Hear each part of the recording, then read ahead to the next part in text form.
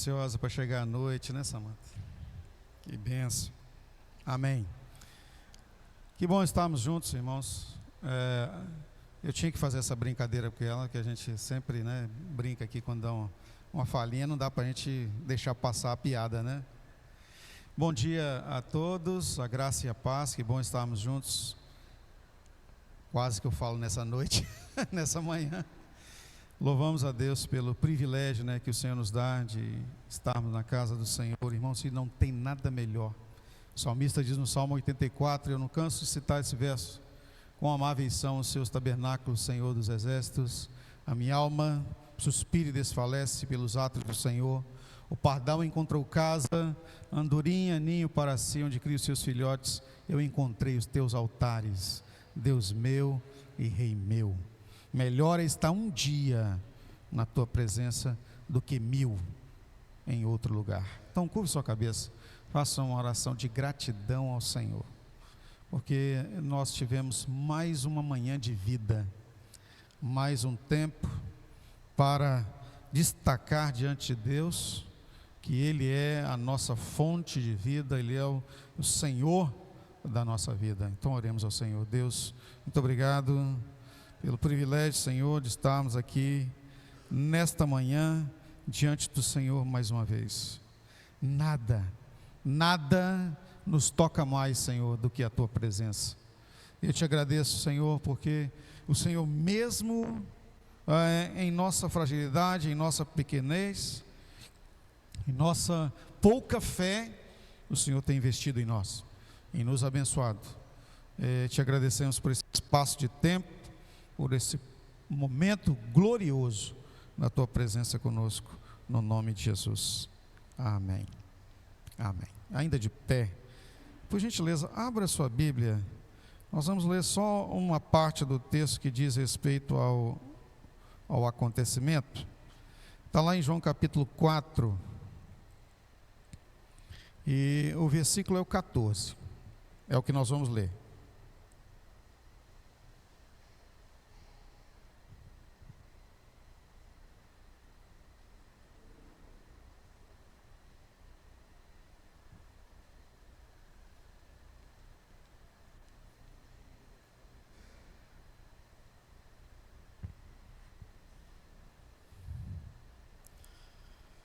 O texto diz assim: mas aquele que beber da água que eu lhe der, nunca terá sede. Repita comigo assim: nunca terá sede. Aleluia. Porque a água que eu lhe der, se fará nele uma fonte de água. Repita comigo: fonte de água. Que salte para a vida eterna. Agora, vida eterna. Nunca terá sede, fonte de água, vida eterna. Pode sentar, por gentileza, amados.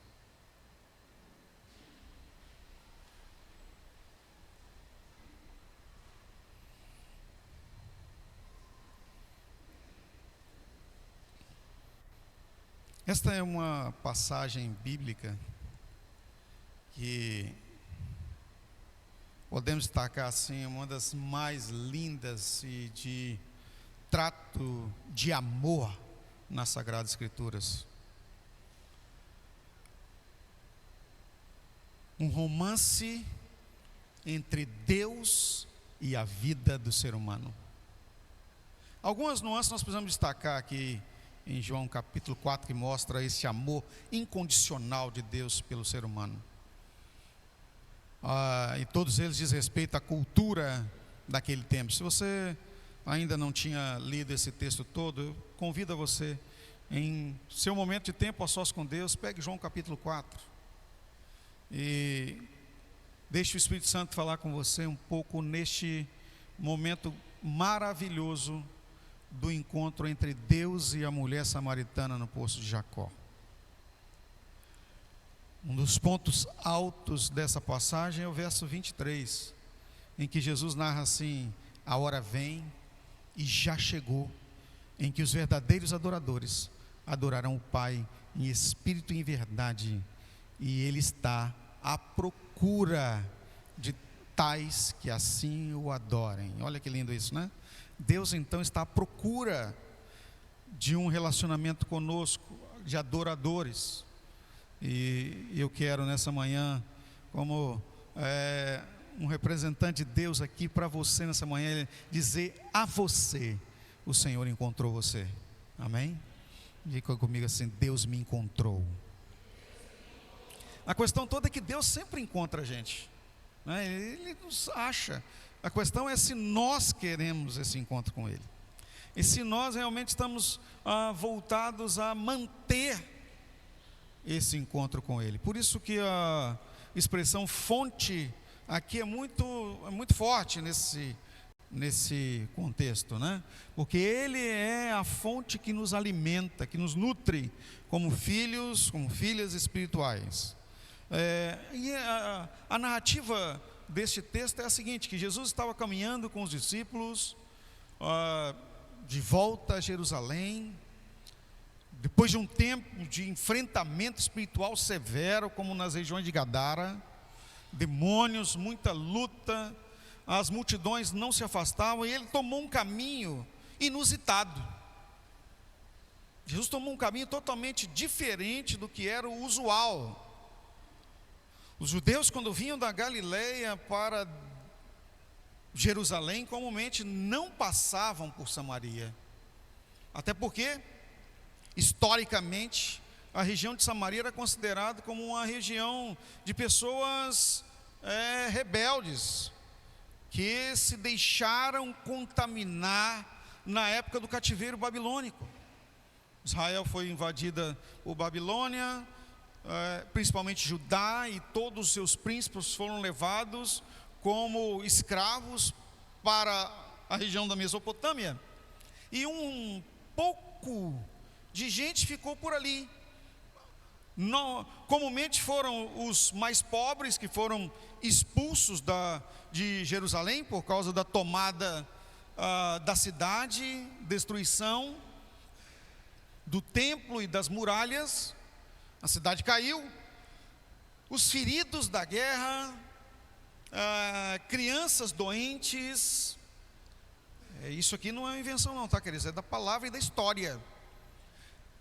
Anciãos que não aguentariam a viagem, as pessoas de menor conhecimento intelectual foram deixados para trás. Que Babilônia escolheu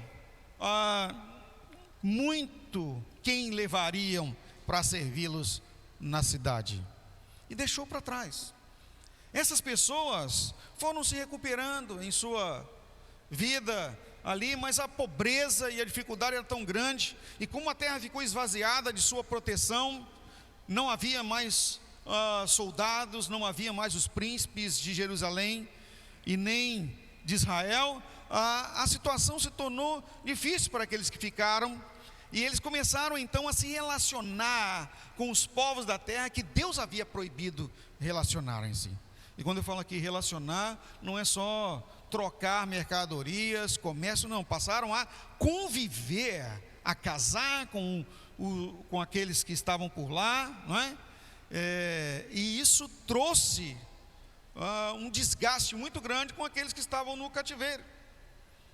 E como ainda restou também alguns que professavam a religião, entre essas pessoas que se deixaram contaminar pelos povos e seus deuses naquele tempo, e alguns que mantiveram a fé, uma separação enorme se fez. E essas pessoas foram empurradas para essa região, e não era uma região muito ruim, era uma região boa. Era onde Jacó se estabeleceu com seus filhos, e lá mesmo ele cavou o seu primeiro poço, quando veio com toda a sua família de volta para a terra onde estava Esaú. E aquilo era, além de ser um ajuntamento de pessoas mestiças, judeus misturado com palestinos e outros povos, também era uma região marcante histórica, porque haviam daquele lugar levantados muitos guerreiros, muitas pessoas importantes, por exemplo, como Sansão. Agora, nesse tempo, se estabeleceu então uma acepção, vamos dizer assim, um racismo cultural. E no decorrer dos anos, isso foi tomando corpo, e na época de Jesus então era muito grave, a tal ponto que os judeus não dirigiam a palavra aos samaritanos, não se comunicavam de forma nenhuma, eram considerados pessoas de baixo nível e incapazes de terem uma vida de relacionamento com Deus. Tanto é que Jesus, quando cita a parábola do homem que toma uma ação de compaixão por um ferido, ele faz questão de citar que este homem era um samaritano.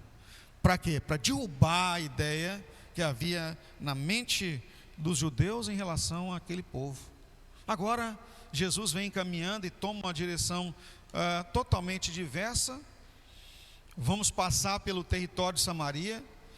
Naqueles momentos mais assim de decisões, nós vemos que os discípulos jamais contestavam Jesus, mas eles foram, e chegando lá, a decisão era não entrar na cidade.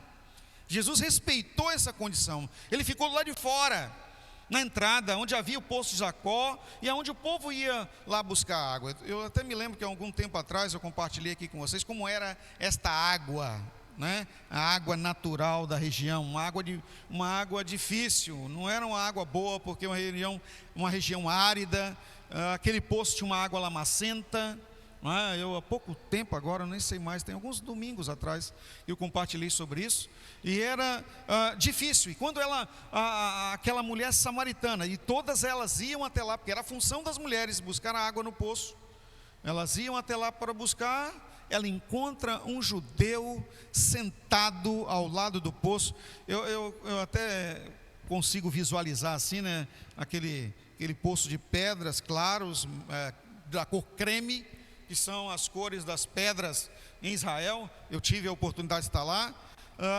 E aí, Jesus encostado, né? Deitado no poço, que não tinha como lançar nada lá dentro para pegar água, elas já vinham preparadas para isso. Ele falou: me dá água para eu beber.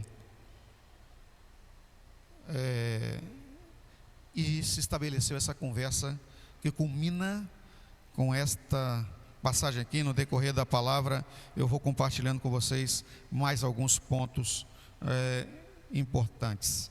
A mulher toma um susto com a pergunta de Jesus. Mas espera aí, pensa você, ele estava do lado de um poço, aonde uma mulher comum daquela região retirava água.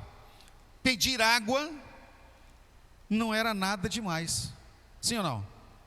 O que vocês acham? Alguém chegar na porta da sua casa, bater palma e falar assim: por gentileza, estou com muita sede, tem condição de você me dar um copo d'água? O que você faz? Você nega água a alguém? Não, jamais. A Bíblia inclusive fala que quando nós damos um copo de água a qualquer uma das pessoas, né, que são consideradas os famintos e com sede, nós estamos dando ao próprio Deus, socorrendo aqueles que têm sede. Então Deus nos insta, Ele nos instiga, Ele nos diz: olha, nós precisamos matar, saciar a sede daquele que está com sede. Mas a mulher, ela foi tomada por um susto muito grande, porque imediatamente ela identificou quem era aquele homem. Não tinha nenhum problema, ele estava fora da cidade, não havia entrado em Samaria, estava tudo no contexto judaico, sentado ao lado do poço. Provavelmente, o que ela havia já imaginado? Já bebeu água, não é? Ou então está aqui estrategicamente esperando alguém sair da cidade. Mas ao dirigir a palavra a ela, o desconforto e o espanto tomaram conta. Ela, antes de servir a água, ela perguntou: mas como você, sendo judeu, se dirige a palavra a mim, uma mulher samaritana? Há algum tempo atrás já compartilhei acerca disso aqui com vocês, que além de ser uma samaritana, ou seja, descendente desse povo considerado para os judeus impuro, infiel às tradições judaicas, ainda era uma mulher. Os homens não dirigiam a palavra às mulheres, porque as consideravam incapazes de responder à altura. Então Então, foi uma quebra de paradigma, ou seja, do trato comum, que realmente ocasionou um espanto muito grande. Imediatamente ela identificou que Jesus não era uma pessoa qualquer, era um mestre judeu, era um rabino, e isso ainda mais toma conta dessa situação. Mas eu quero trazer aqui para vocês nessa manhã, queridos, a palavra do Senhor sobre o tema fonte para a vida. Quando eu estava preparando essa palavra, como Deus falou ao meu coração, e eu quero aqui com você, além do acontecimento histórico, porque isso é real, é um acontecimento vivo. Lá no Poço de Jacó tem uma menção, ainda hoje existe o poço, tá? Tem uma menção sobre esse acontecimento, esse encontro entre Jesus e essa mulher. As pessoas viajam até lá para conhecer o lugar, ver, há uma peregrinação enorme para essa região, porque é marcante a história.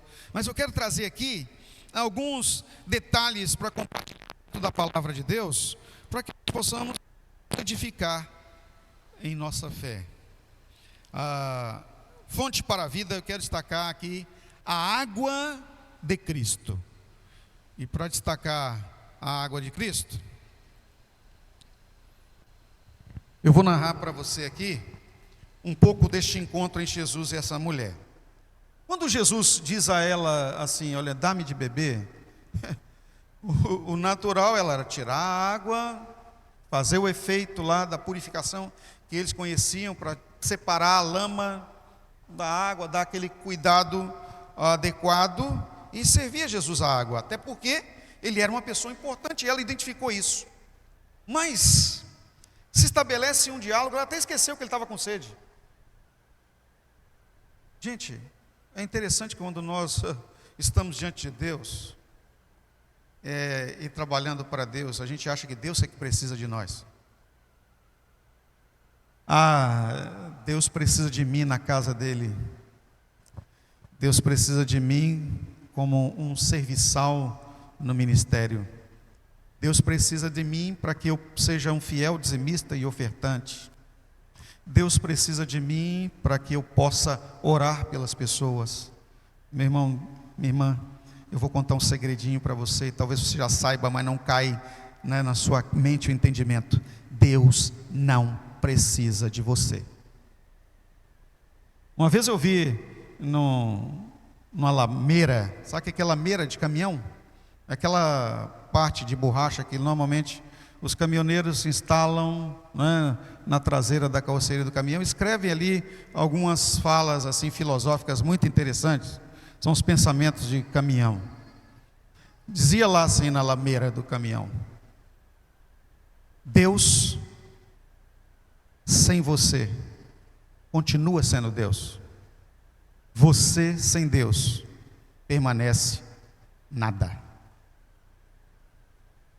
Eu vi essa frase, aquilo passou a me incomodar na viagem inteira. Eu não esqueci aquele caminhão. Me deu até, na época eu fui ultrapassar o caminhão, me deu até assim uma tristeza no coração. Vou ultrapassar esse caminhão e vou deixar de ler essa frase. Mas isso nunca apagou da minha mente. Deus não precisa de nós. Quem precisa dele sou eu e você. Se você precisa de Deus e entende isso, levante sua mão e diga: eu preciso de Deus. E isso tem que ser uma real na nossa vida. Eu preciso de Deus. Jesus não estava precisando da água da mulher, até porque no estabelecimento da conversa ela questiona: mas como o senhor, sendo judeu, fala comigo que sou uma mulher samaritana e me pede água?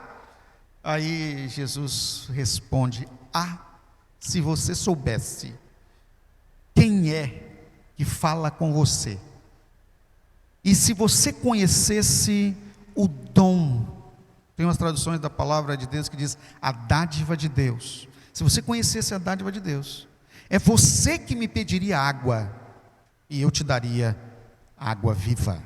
A mulher tomou um espanto. Epa, que negócio é esse? Que água é essa? A expressão água viva, para eles lá era água purificada, água potável, água apropriada para beber diretamente, fonte de água apropriada. Então ela imediatamente: Senhor, dá-me dessa água para que eu não venha mais neste poço aqui todo dia tirar. E não era uma hora qualquer, era a hora que ninguém ia ao poço, era o meio-dia. As pessoas comumente naquela época, as mulheres de bem, direitas, iam pelo cair da manhã, pelo nascer da manhã, porque o sol estava menos causticante, ou ao final da tarde. Ela foi no horário em que ninguém ia. Era prejudicial, inclusive, e perigoso. É um lugar desértico. A temperatura que eles ultrapassa 52 graus. E a distância entre o poço e a cidade antiga era distante. Era distante. Pelo que eu vi lá, mais ou menos, é como daqui, assim, lá na BR, mais ou menos, de distância, entre onde era o poço e onde era a cidade antiga. Porque a cidade antiga ficava no lugar mais alto, mais protegido das invasões. Aí você imagina a pessoa andar isso tudo no sol de meio-dia, por volta dos 50 graus de média, para buscar água. É capaz de, brincando aqui, exagerando um pouco, encher o cântaro de água, chegar na metade, já evaporou a metade. Ou senão ela ia, balançando para a água cair em cima, para ela conseguir caminhar até lá. Ia perder bastante água para conseguir chegar à sua casa. Mas ela fica desesperada por saber: que água viva é essa? E aí vem o primeiro ponto que eu quero destacar aqui para você: a água de Cristo. Que água é essa que Jesus compartilha com ela? A água dele. Repita comigo: a água de Cristo. O Senhor está te oferecendo você beber essa água nessa manhã. Se você soubesse quem é que fala com você agora. É você que pediria e Ele te daria água viva. Aleluia. Que água é essa? Isaías capítulo 44, verso 3. Por gentileza, abra sua Bíblia. Eu acho que nós estamos sem tela, né? Então você vai ter que acompanhar comigo. Isaías 44, 3.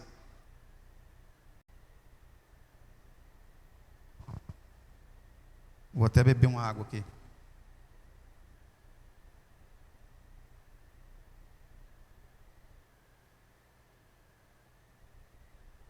O problema de a gente estar com óculos, que a gente vê as coisinhas, né, Samanta? Dessa vez não tem nada não. Então abra sua Bíblia, por gentileza, Isaías capítulo 44, verso 3. Diz assim, pois derramei água na terra sedenta, e torrentes na terra seca. Derramarei meu espírito sobre sua prole, e minha bênção sobre seus descendentes. Quando nós lemos esse verso aqui, a gente vê bem com clareza que água é essa. Derramarei água na terra sedenta e torrentes na terra seca, ou seja, muita água. O Senhor pega em sua palavra profética, ministrada por Isaías, o que eles viviam em sua prática diária, que era uma região árida, de dificuldade, de muita luta para captar água, e vem falar o que ele iria fazer espiritualmente. E aí Isaías então fala: derramarei meu espírito sobre sua prole, ou seja, sobre seus descendentes, sobre sua família, e a minha bênção sobre eles também, ou sobre seus descendentes. Qual é então aqui o entendimento do que seria água? A água é o Espírito Santo, com letra maiúscula, está aí. Para confirmar isso, que você vai ver Jesus falando, vamos lá para João capítulo 7, versos 37 a 39. Evangelho de João, capítulo 7, dos versos 37 a 39. Para você ver que eu não estou forçando a barra, é realidade, é a palavra. No último e mais importante dia da festa, Jesus, levantando-se, disse em alta voz: se alguém tem sede, venha a mim e beba. Quem crer em mim, como diz a Escritura, do seu interior fluirão rios de água viva. Olha o que Jesus falou. Não é? Olha a palavra, repita comigo: água viva. Lembra? Você repetiu na hora que eu li a palavra lá, João capítulo 4, verso 14, água viva. Olha mais ainda, o que João fala agora, o que é essa água. Quem crê em mim, como diz a Escritura, do seu interior fluirão rios de água viva. Ele estava se referindo ao Espírito, que mais tarde receberiam os que nele crescem. Até então, o Espírito ainda não tinha sido dado, pois Jesus ainda não fora glorificado.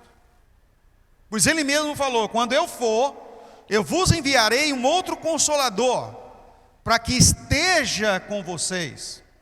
Porque ele mesmo disse que estaria conosco todos os dias até a consumação dos séculos. Então repita comigo: a água viva, a água de Cristo é o Espírito Santo. Agora vamos entender essa questão da água aqui, como ter uma fonte de água, né, fácil para nós. Hoje nós temos muita facilidade. Jerusalém era uma cidade privilegiada, já desde os primórdios. Quem já teve a oportunidade de ir lá, em nome de Jesus eu ministro a você, aí se você quiser fazer uma viagem da sua vida, vá a Jerusalém. Tudo que a palavra de Deus diz se confirma nos olhos. Mas uma coisa fantástica que Jerusalém podia subsistir por muitos anos, cerco dos inimigos, é que dentro da cidade há um vale profundo, mas tão profundo. A gente chega a descer cerca de 70 metros de profundidade, em escadarias. Tem os lugares que você nem pode ir. E lá havia uma cisterna enorme que acumulava água. E para que a água fosse distribuída pela cidade, várias engenharias de bombeamento existiam, e ela passava por canais. Quem habitava Jerusalém na época de Jesus não sentia o calor que hoje se sente lá. Imagina isso, hein? Hoje não tem mais isso, mas você anda por volta na muralha, pelos jardins. Havia por gravidade todo um projeto de engenharia capaz de levar água a todos os lugares da cidade. Imagina uma cidade antiga com essa capacidade. Era como se fosse uma fonte, um chafariz vivo. É fantástico imaginar isso. Como construir uma cidade antiga desse jeito? Cada rua que você passava era um rego de água correndo, e água potável que as pessoas podiam tomar. Mas só que os judeus eram tão exigentes que você não podia colocar a mão naquela água. Havia os pontos de parada em que a água passava como numa queda, e então as pessoas chegavam e tomavam a água durante sua caminhada pela cidade. Era um negócio incrível. Tanto a coleta de esgoto como o trato da água era uma coisa tremenda. Então, quando Jesus falava essas coisas, ele estava falando de algo que lhes era próprio. Eles sabiam o que era quando alguém estava diante da cidade de Deus e protegida pelos seus muros. A cidade da água viva, embora ela não tivesse rio, Deus fazia fluir uma fonte lá do interior da cidade a água. No tempo mesmo do cerco romano a Jerusalém, Jerusalém ficou cercada por mais de 7 anos. Imagina isso. Na época também do cerco assírio, diz que Jerusalém ficou cercada, e era um pouco anterior ainda, a cidade era menos desenvolvida do que na época de Roma. Ela ficou cercada por 3 anos e meio. Ninguém entrava, ninguém saía. Olha isso. E não faltou nem comida nem água, até o momento que eles começaram a passar fome. A água tinha, mas não tinha alimento. E chegaram então para o rei e falaram o seguinte: olha, rei, nós vamos fazer o seguinte, nós vamos matar as nossas crianças para comer. O rei rasgou as vestes e clamou ao profeta. Quem era o profeta? Eliseu. E Eliseu então declarou a vitória do Senhor, e os anjos de Deus vieram, confundiram os invasores, e a mensagem era o seguinte: nesta mesma hora, amanhã, vocês estarão se fartando, mergulhados em alimento. E quando isso aconteceu, as portas da cidade foram abertas, porque uns leprosos acharam um arraial abandonado, e tinha comida que fartava por anos. Todo o despojo de alimentação, o exército fugiu, e o exército inimigo deixou para trás. Veja que Deus sempre cuida daqueles que estão próximos a si. Quando nós estamos próximos da fonte, amados, nós não temos sede, nós não temos necessidade, pois o Senhor sacia todas as nossas necessidades. A água é o Espírito Santo. A água, ela tem que ser muito bem cuidada. Hoje nós temos, Jerusalém naquele tempo, a água corria ao ar livre. Hoje você abre uma torneira da sua casa, sai água. Hoje você pode ligar um purificador na torneira e já abre uma torneirinha e bebe água. Alguns já saem até com água fresca, já gelada. Você pode armazenar água gelada. Você pode ir num comércio e comprar água mineral. São as facilidades desse tempo, mas tudo isso tem investimento. Nós pagamos uma conta de água, sim ou não? Está baratinho, né? Para ter água encanada lá em casa, na sua casa. Você vai no supermercado, vai comprar uma água mineral, você vê o custo, como que é. Tem um investimento. E com o Espírito Santo não é diferente, meus amados. Nós temos que dar as condições, ou seja, a estrutura, para que o Espírito Santo, como água viva, esteja disponível, e nós temos que pagar um preço. Embora o Senhor já pagou todo o preço, mas quando eu falo pagar o preço aqui, é o que nós precisamos de investir, de nos esforçar para ter o Espírito Santo. E a primeira coisa que nós temos que destacar, queridos, é que nós precisamos estar ligados no Senhor. Estar ligados no Senhor, próximo à fonte. Nós precisamos estar fiéis ao Senhor na membresia, pois é a igreja que é o corpo de Cristo, todos nós sabemos disso. Está próximo à fonte, ligado à fonte, está na igreja, que é o próprio corpo em que o Espírito Santo habita. Ele está em nós, pois nós somos o seu templo.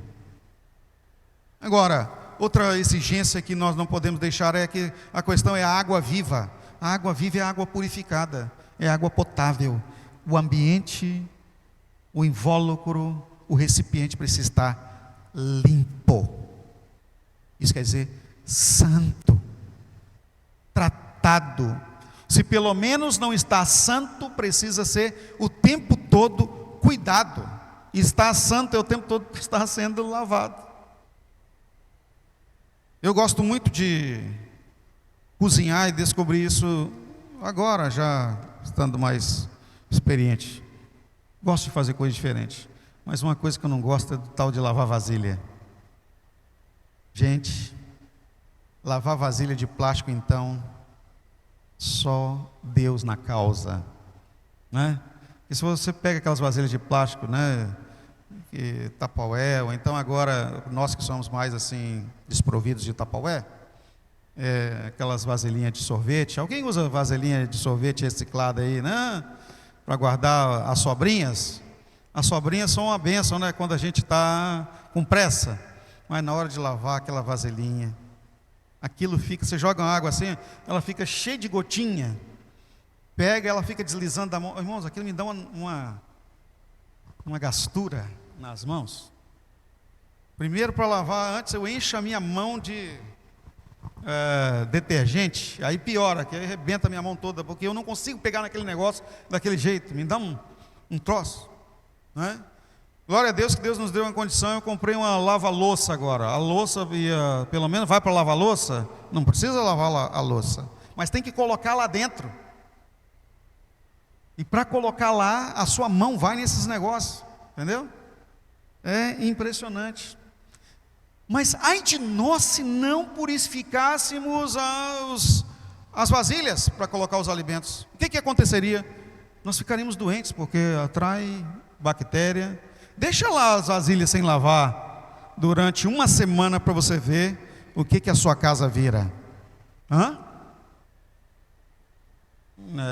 Umas larvas começam a caminhar pela sua pia. Se você bestar, sobe até na sua cama, vira uma podridão. Um tempo atrás eu estava assistindo um programa que fala sobre os acumuladores. Não sei se vocês já viram isso. E aí mostrou uma casa de uma mulher que ela não limpava a casa. Aí ia comendo pizza, ia largando lá, porque não tinha mais condição de cozinhar, porque tinha tanto lixo sobre o... E aí ia jogando aqueles negócios. Tinha uma pilha de coisas, e lá havia rato, havia... Deixa para lá. Você já sabe que havia lá. Quando os agentes sanitários entraram na casa, eles saíram vomitando. Não tinha condição de entrar. Foi preciso que a cidade entrasse com uma ação contra aquela pessoa, porque os vizinhos não aguentavam mais o mau cheiro. E ela não atendia as pessoas. E eles invadiram a casa para limpar a casa, saiu caminhão de sujeira de dentro da casa. E a mulher ficou chorando, porque os lixos dela estavam sendo jogados fora. Para você ver como que o ser humano pode cair da graça de Deus. E quando eu falo isso aqui, gente, imagina alguém que não faz uma limpeza espiritual da sua vida. É como um acumulador doentio, que acumula ações, decisões e uma vida de pecados. Às vezes é preciso uma intervenção divina, miraculosa, para mudar a história, até mesmo um desastre, ou algo mais sério, para que as coisas possam, quem sabe, entrar nos eixos. E lavar é deixar o Espírito purificar. O detergente que trata a nossa vida, queridos, é o sangue do Senhor Jesus Cristo.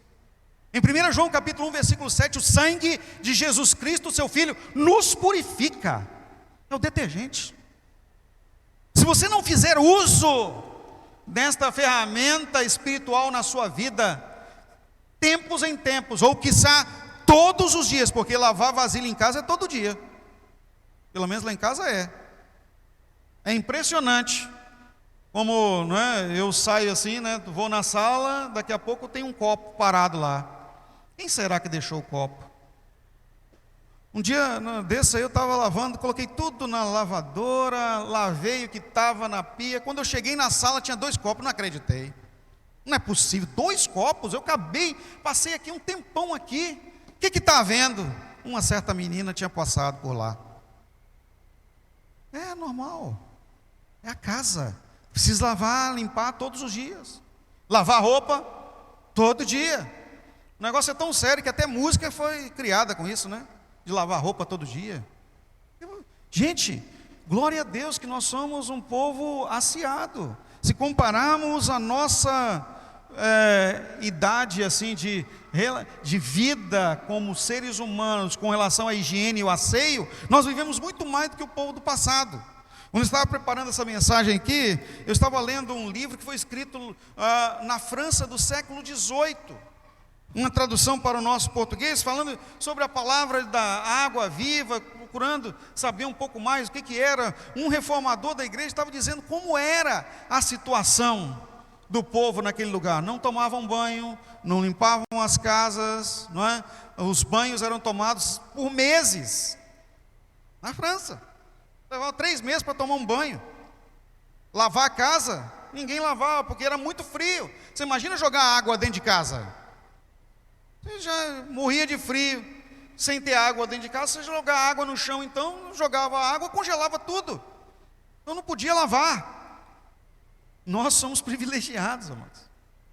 Vocês estão aqui no ar-condicionado, na casa de vocês abre a janela, né? Tem varanda, alguns aqui. Nós somos privilegiados nesse tempo.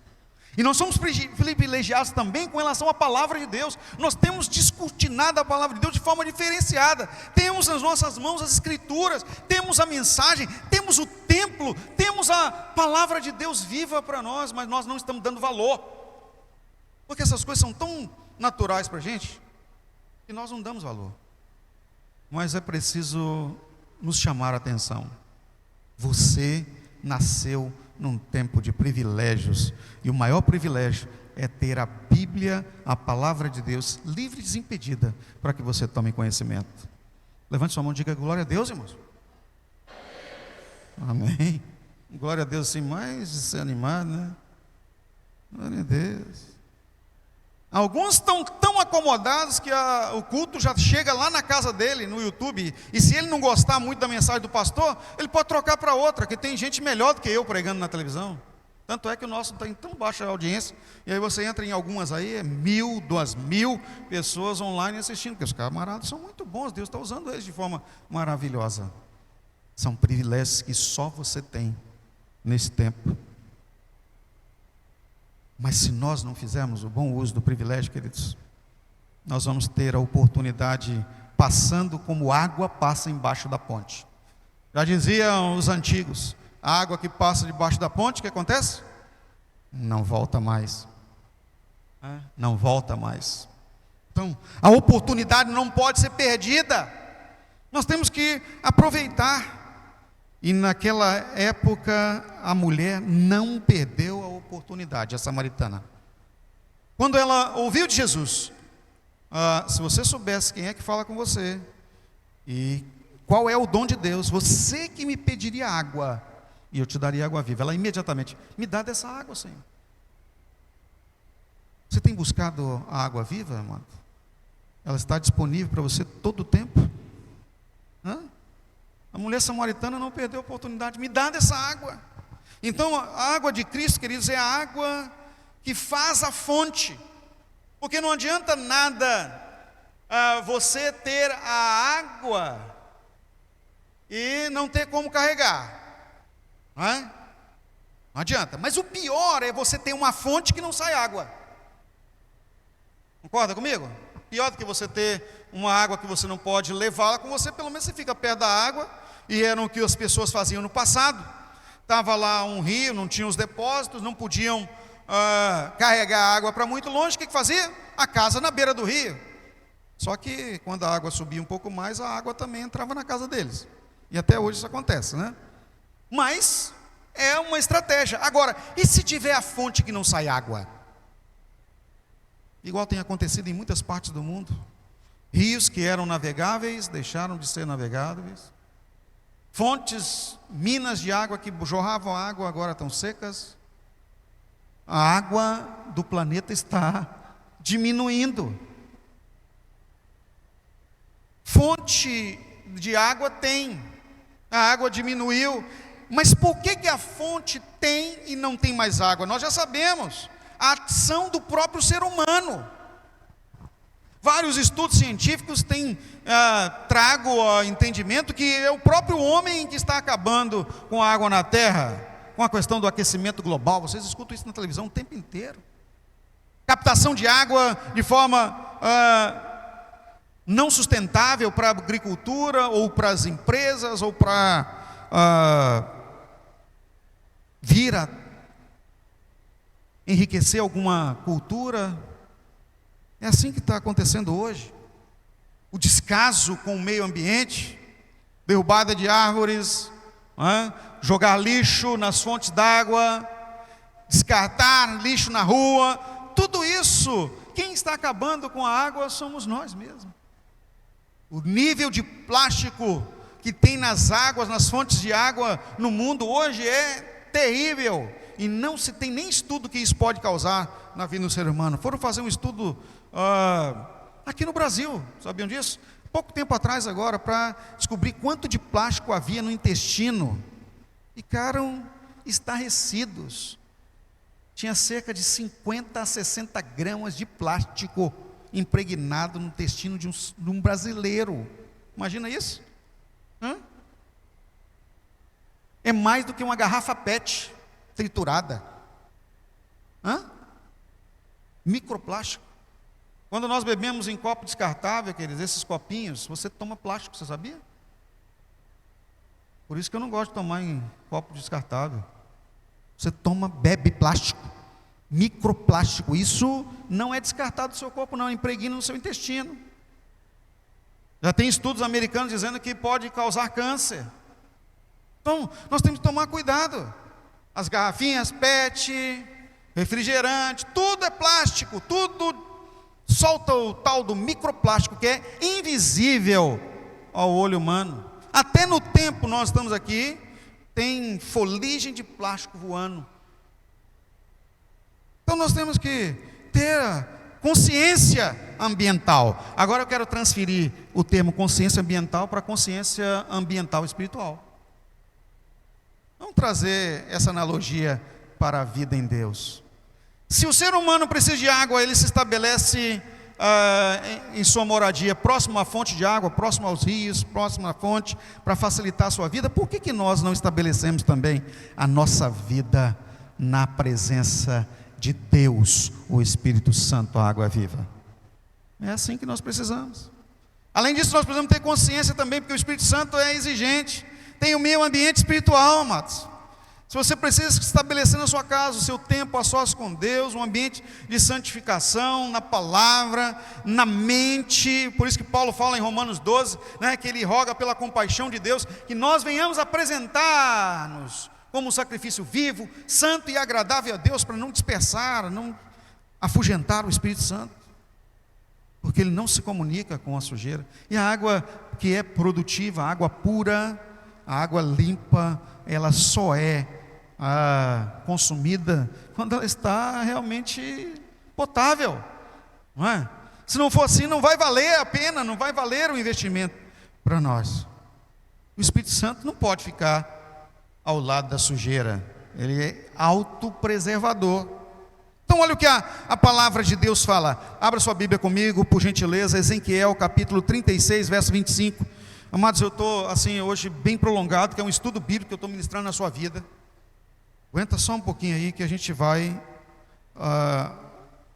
trazendo aqui a verdade de Deus para vocês. Ezequiel 36, 25 diz assim, olha: espargirei água pura sobre vocês e ficarão puros, e os purificarei de todas as suas impurezas e de todos os seus ídolos.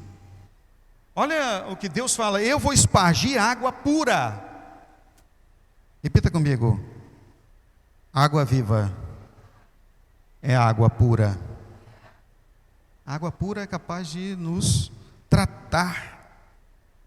A fonte de água, que é o Espírito Santo, que é o Senhor Deus, o próprio Senhor, é de água tratada. Hebreus 10, 22. Veja que eu estou fazendo questão de pegar uma palavra vou até beber uma aguinha.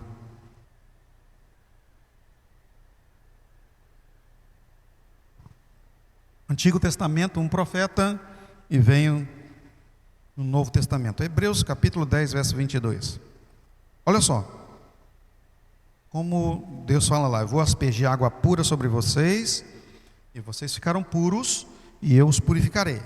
Depois vem: assim, aproximemo-nos de Deus com um coração sincero e com plena convicção de fé, tendo os corações aspergidos para nos purificar de uma consciência culpada e os nossos corpos lavados com água pura. Meu Deus, como a palavra de Deus ela é harmônica, né? Aqui tem, embora Ezequiel foi escrito em hebraico, e Hebreus escrito também no hebraico mais novo, mas a palavra lá para os hebreus era remontando a essa profecia: eu vou espargir água pura sobre vocês. Qual é o propósito de Deus aqui? Olha que fala: purificar de uma consciência contaminada, a lavar a nossa consciência e os corpos. É mente e corpo, ou seja, alma e corpo. espírito e alma, espírito humano. O Senhor tem o interesse de nos tornar puros, para que nós estejamos próximos ao puro, não é? Porque se estivermos sujos e nos aproximarmos do limpo, o que acontece? A gente suja, não é assim? Você pode estar com a roupa limpinha e entra num ambiente sujo, daqui a pouco, por mais que você tome cuidado, você sai todo carimbado de sujeira.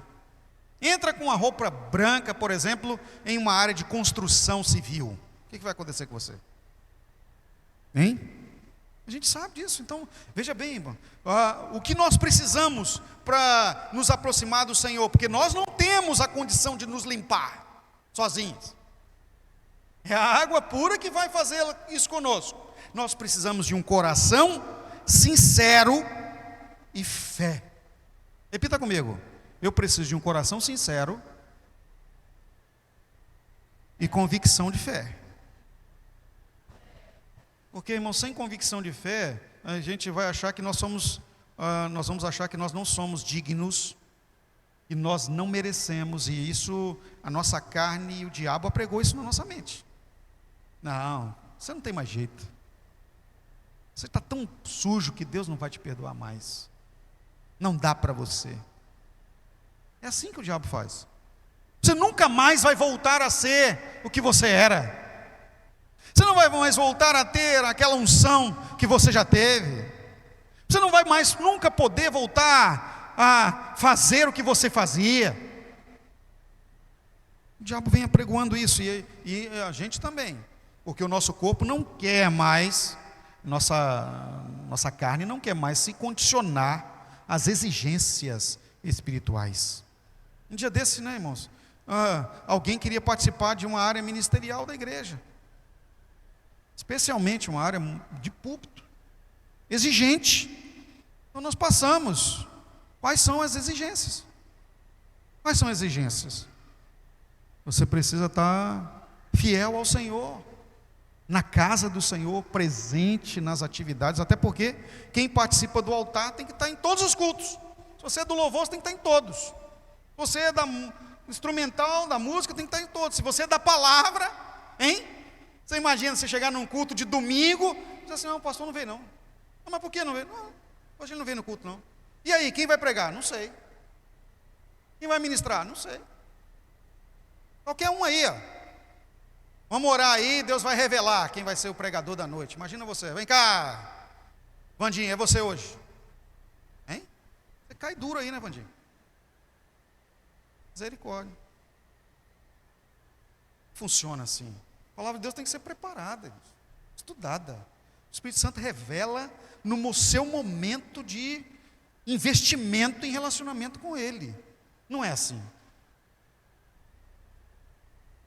Eu já vi tanta gente vir no púlpito, no momento da oportunidade, e falar assim: para não ficar só nas minhas palavras, eu vou ler um versículo.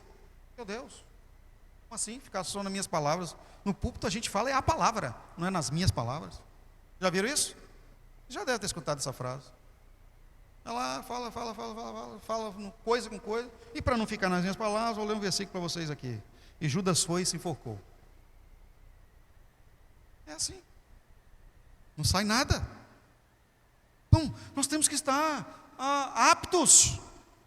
E aí, quais eram os requisitos? Estar presente nos cultos, ser membro fiel de um Giavite,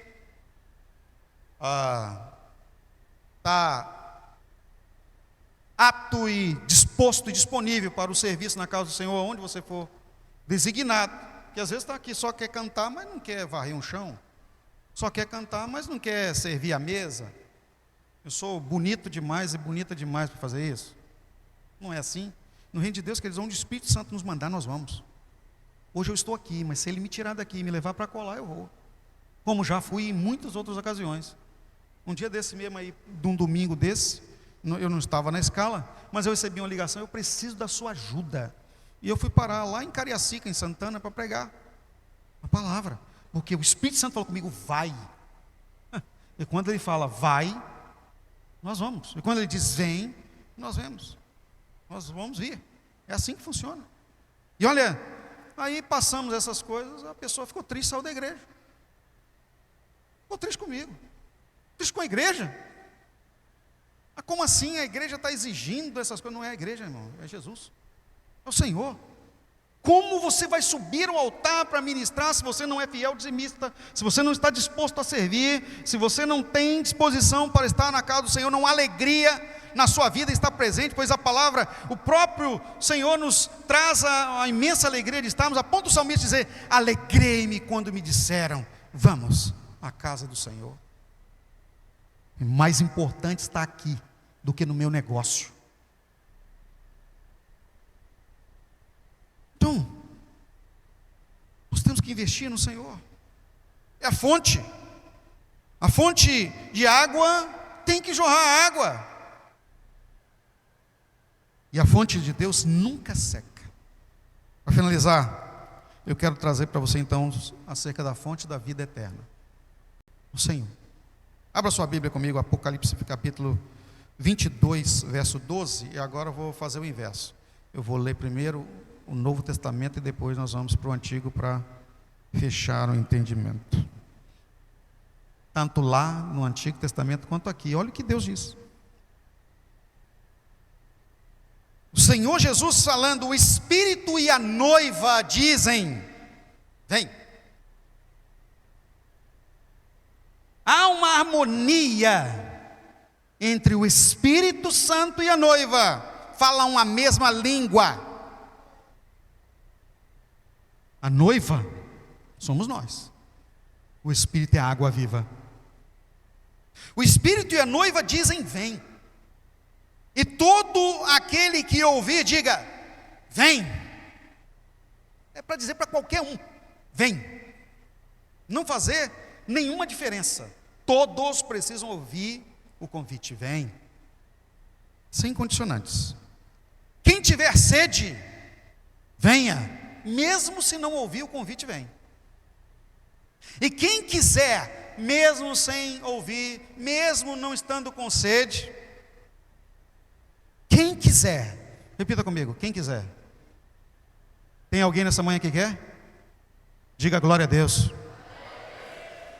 Quem quiser, beba de graça da água da vida. Não precisamos pagar nada, queridos. A água já foi comprada, a fonte já foi construída, já está tudo disponível. Agora, vamos lá para Isaías capítulo 55, verso 1. Para você ver que Deus continua falando mesmo. E há tempos. Palavra apocalíptica para o nosso tempo, que nós somos o povo do Apocalipse, amados. Agora, olha lá na época de Isaías. Isaías capítulo 55, verso 1. Venham todos vocês que estão com sede. Venham às águas. E vocês que não possuem dinheiro algum, venham, comprem e comam. Venham, comprem vinho e leite sem dinheiro e sem custo. Eu parei para analisar essa palavra numa época de recursos escassos, em que nós achamos as coisas caras hoje, mas naquele tempo a maioria da população passava fome. Quando você era muito abastado, você comia o alimento que os animais comiam, ou os próprios animais. Era assim que funcionava. A caça, a pesca e a agricultura de subsistência, aquela mesmo para não morrer, era o que se comia. E só havia agricultura em tempos de verão, na época em que havia possibilidade. Porque no inverno em Israel, quem não sabe, é gelado, tem neve. Então é um negócio complicado. Venham todos vocês que estão com sede, venham às águas, e vocês que não possuem dinheiro algum, venham, comprem e comam. Que águas eram essas se não tinha muitas águas fora das muralhas de Jerusalém para o povo todo, principalmente na época de Isaías? E comprem vinho e leite sem dinheiro. Eu fiquei pensando, que milagre é esse que Deus estava produzindo? O povo, ao ouvir isso, queridos, eles achavam que era o natural. Mas o que Deus estava dizendo era: se vocês virem a mim, eu vou prover as condições para vocês de forma miraculosa. Eu vou fazer milagres que vocês não terão condições de explicar, porque milagre já é isso mesmo. Isso tem acontecido na sua vida. Você pode até não enxergar, mas mesmo você que não está precisando de milagres, mesmo você que não está com sede, Deus está fazendo milagre na sua vida. Ele continua, porque Ele é Deus dos milagres. O que nós precisamos, quer dizer, para ir mais e além do que nós já temos, e nós temos muito, é ouvir o convite. E Ele está dizendo: vem. Então, vem ficar de pé em nome de Jesus. Curve sua cabeça. E nós vamos orar ao Senhor, para que essa palavra não fique esquecida, como muitas outras que você já ouviu. Beber mais uma água.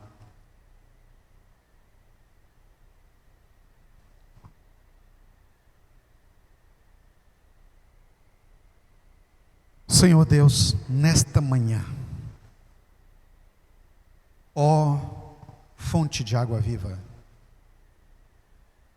Espírito Santo, a água que nós precisamos, a água pura, toque nossa alma, toque no Senhor, evidencia quem somos, faz-nos, ó Deus, recipientes, vasos adequados, limpos, capazes de socorrer o sedento.